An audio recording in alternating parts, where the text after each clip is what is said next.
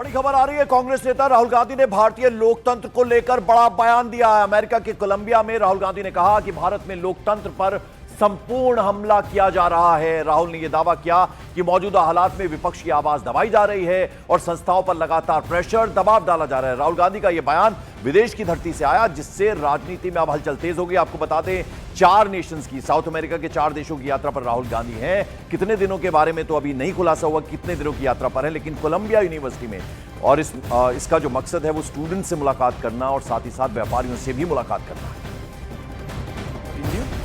But at the same time, there are also fault lines within the Indian structure. There are risks that India has to overcome. Which are those risks that you see?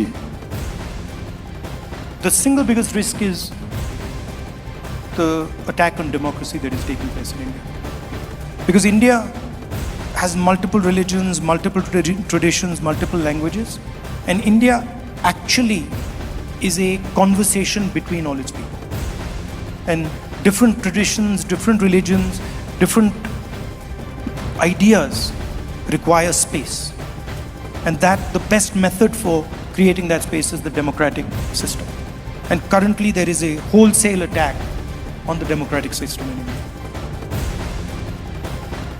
और आइए सीधे रुक करते हैं, हमारे साथ BJP प्रवक्ता प्रदीप भंडारी जुड़ रहे हैं। Pradeep, this is not new with Rahul Gandhi, पहली बार तो किया नहीं है। जब भी विदेश जाते हैं, यूनिवर्सिटी में स्टूडेंट्स को वहां संबोधित कर रहे थे, वहां पे इस तरह की बात कह दी उन्होंने कि लोकतंत्र पर हमले हो रहे हैं भारत। देखिए, राहुल गांधी जब भी कोई भी विदेशी धरती पे जाते हैं, वो भारतीय लोकतंत्र और भारतीय संविधान के खिलाफ बोलते हैं। ऐसा क्यों होता है कि कोई भी नेता जब विदेश में जाता है तो हमेशा अपने सम्मान, देश के सम्मान की बात करता है, परंतु राहुल गांधी इकलौते ऐसे भारत के नेता हैं जो विदेश जाकर भारतीय लोकतंत्र के खिलाफ बोलते हैं। इससे यही स्पष्ट होता है कि राहुल गांधी ने जब कहा था कि वो भारतीय स्टेट के खिलाफ लड़ना चाहते हैं, इसके लिए वो एक ग्लोबल षड्यंत्र रचने का प्रयास कर रहे हैं। और मैं पूछना चाहता हूं कि अगर गांधी वाड्रा परिवार हिंदुस्तान की सत्ता में नहीं है तो इसका क्या मतलब होता है कि हिंदुस्तान में लोकतंत्र खत्म हो गया? इससे राहुल गांधी सुप्रीम कोर्ट का अपमान कर रहे हैं, राहुल गांधी हमारे संविधान का अपमान कर रहे हैं, बाबा साहेब भीमराव अम्बेडकर द्वारा दिए गए संविधान का अपमान करने पर। बड़ी बात यह है कि वो कौन सा फॉरेन हैंड है, वो कौन सी विदेशी ताकत है जो राहुल गांधी को हमेशा जब भी वो विदेशी धरती पे जाते हैं तो भारत के खिलाफ, भारतीय लोकतंत्र के खिलाफ बुलवाती है। राहुल गांधी के पीछे विदेशी हाथ किसका है, इसका जवाब राहुल गांधी को देना चाहिए। पर प्रदीप, बड़ा सवाल यह है कि अभी तो सिर्फ ब्राजील है, इसके कोलंबिया है, ब्राजील जाना है और 2 देशों में जाना है साउथ अमेरिका के, यानी इस तरह के बयान उनकी तरफ से और आएंगे। हम तो पहले से ही कह रहे थे कि राहुल गांधी जब बाहर विदेशी धरती पर जाने वाले हैं, उनका सिर्फ एक ही मकसद है कि भारतीय लोकतंत्र और भारत के खिलाफ बोलना। इससे ये स्पष्ट होता है कि राहुल गांधी की नीति और नियत देश विरोधी है, क्योंकि जो भी व्यक्ति अगर देश हित की बात करेगा वो कभी भी भारत को और भारतीय लोकतंत्र को अपमानित विदेशी धरती से नहीं करेगा। आपको विदेश में जाना है, 100 आपको बातें करनी आप कर सकते हैं, देश में आके आपको 100 पॉलिटिकल क्रिटिसाइज करा कर सकती है, परंतु आप भारतीय लोकतंत्र पे जब आप हमला कर रहे हैं, इससे स्पष्ट होता है कि आप लीडर, आप पॉलिटिकल ओपोनेंट नहीं है, आप भारत के ओपोनेंट बन चुके।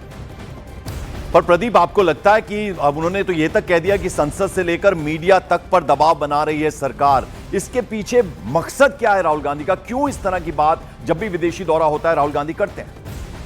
क्योंकि राहुल गांधी को करना चाहते हैं,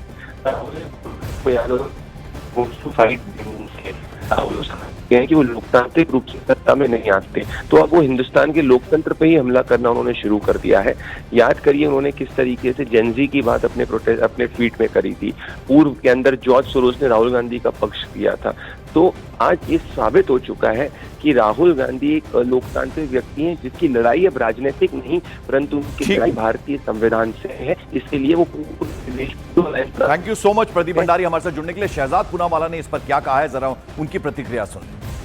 धरती पर जाकर एक बार सनातन संस्कृति पर भी सवाल खड़े किए तो सेना का अपमान, सनातन का अपमान, हमारे संवैधानिक संस्थाओं का अपमान, यही बन चुकी है राहुल की पहचान, और वो भी विदेशी धरती से। ये रिश्ता क्या कहलाता है?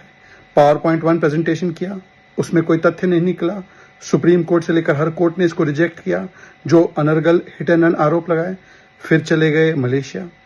दूसरी बार हमने देखा है कि पावर पॉइंट प्रेजेंटेशन किया, सारे आरोप गलत साबित हुए आलंद के, तो अब कोलंबिया निकल गए।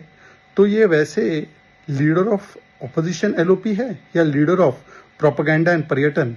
विदेश में जाकर कुछ ऐसा कंटेंट मिलता है जिससे कि भारत में डिसकंटेंट पैदा करने के लिए प्रोपेगेंडा फैलाया जाता है। फिर से एक बार राहुल गांधी वही कर